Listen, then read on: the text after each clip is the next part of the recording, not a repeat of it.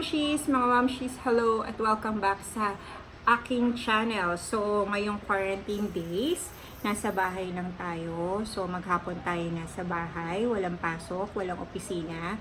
So, hindi tayo nakaka-experience na maghapon na aircon or walang aircon na tuloy-tuloy. Kagaya dito sa amin sa bahay, ang aircon lang namin is during night time, pag natutulog na kami. So, sa morning, electric fan lang kami, maghapon. At since work from home kaming dalawa ni Gilbert, so dito lang talaga kami sa sala nagtatrabaho with the help of the technology. So, yon, nag-online lang kami. So, yon, i-discuss ko rin sa inyo na since wala tayong aircon maghapon, napansin ko na nag-break out yung aking face. Yes, naging parang very oily siya.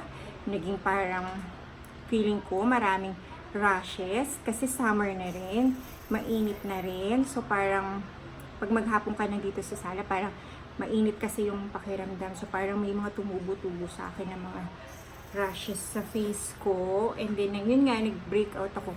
Tinubuan ako ng pimples. Yes, mga mamshes. Natubuan ako ng pimples dito. Yan, ipapakita ko yung mga picture kung gaano siya kalaki dati. Yan, at saka dito. Yun. So, mapapansin nyo parang medyo may mga pula-pula. Yan, yun yung effect nung walang aircon maghapon. So, parang malaking impact din para sa magandang skin ang naka-aircon ka maghapon. So, yun mga mamshis, nakita nyo nga na nagkaroon ako ng pimples dito at saka dito. Ito, parang 3 days lang naman siya. Hindi na siya masyadong lumaki. Ito yung talagang malaki. Dito kasi ako prone na magka-pimples. So, kung makikita nyo sa picture na sobrang laki niya, sobrang pula niya, at saka maga siya. So, anong ginamit ko? I-share ko sa inyo kung ano yung ginamit ko para mag-subside yung pamamaga at saka redness nitong pimples sa aking face. So, mamshis, ang aking ginamit is very, very mura lamang. Ito ay makikita sa Watson, sa drugstore, sa SM. So, ito ay ang pimple eraser. Quick FIX Pimple Eraser. Yes, mamshis, ito lang ang ginamit ko para mabawasan yung pagpula niya. Yan, makikita niyo yan sa mga pictures na ilalagay ko dito sa video kung gaano siya kalaki.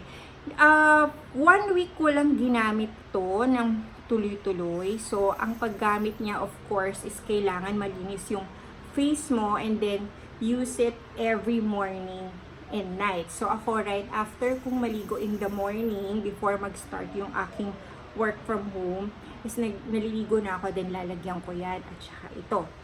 Ito ang nauna kasi, ito mga after 3 days ata, saka siya lumabas.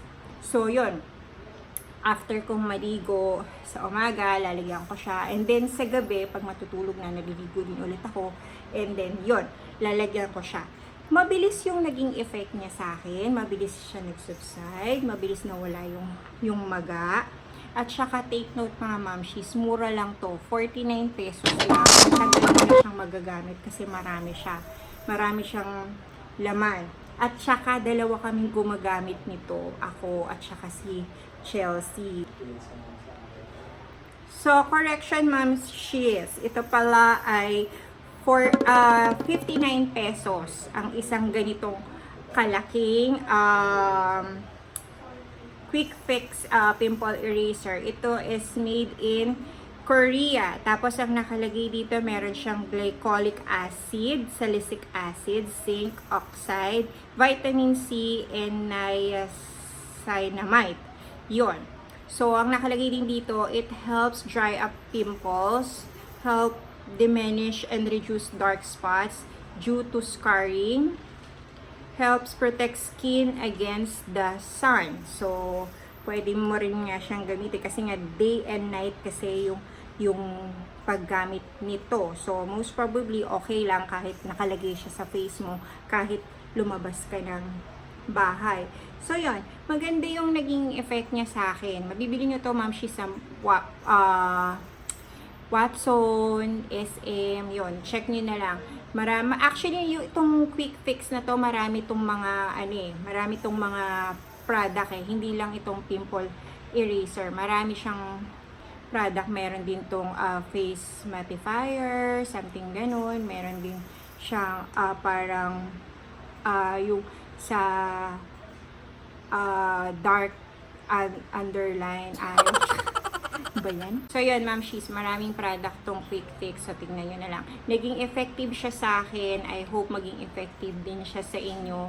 So, kung paisa-isa lang naman yung mga pimples na tumutubo sa inyo, pwede na to, magagamit nyo siya. Kasi, mabilis naman nag-subside yung sa akin at saka yung dito. So, parang meron na lang ako is pimple mark, hindi na siya magang-maga. So, eventually, siguro matatanggal din naman siya. So, yun ang aking pimple eraser quick fix. So, sana mga momshies nakatulong ito sa inyo at maitry ninyo nang magamit ninyo. And that's it mga momshies. Maraming salamat sa panonood sa akin and see you again to my next video. And keep safe. Bye!